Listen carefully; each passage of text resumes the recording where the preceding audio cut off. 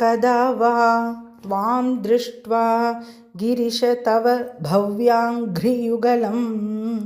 गृहीत्वा हस्ताभ्यां शिरसि नयने वक्षसि वहन् समाश्लिष्याघ्राय स्फुटजलज गन्धान् परिमलान् अलभ्यां ब्रह्माद्यैः मुदम् अनुभविष्यामि हृदये। करस्थे हेमाद्रौ गिरिशनिकटस्थे धनपतौ गृहस्थे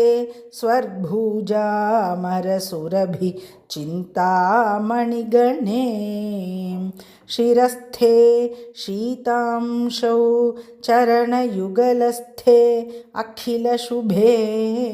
कमर्थं दास्येऽहं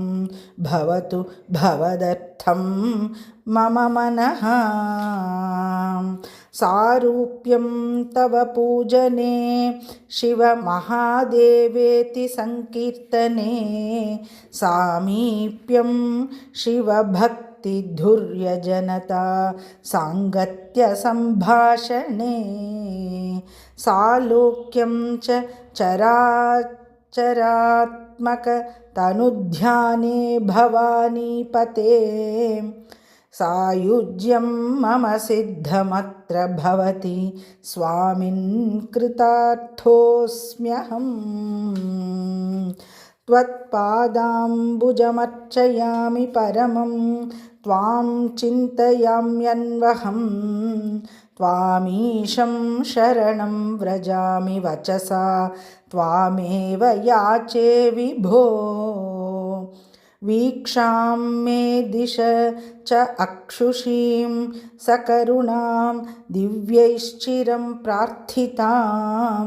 शम्भो लोकगुरो मदीयमनसः सौख्योपदेशं कुरु वस्त्रोद्धूतविधौ सहस्रकरता पुष्पार्चने विष्णुता गन्धे गन्धवहात्मता अन्नपचने बर्हिर्मुखाध्यक्षता पात्रे काञ्चनगर्भतास्ति मयि चेत् बालेन्दुचूडामणे शुश्रूषां करवाणि ते पशुपते स्वामिन् त्रिलोकी गुरो।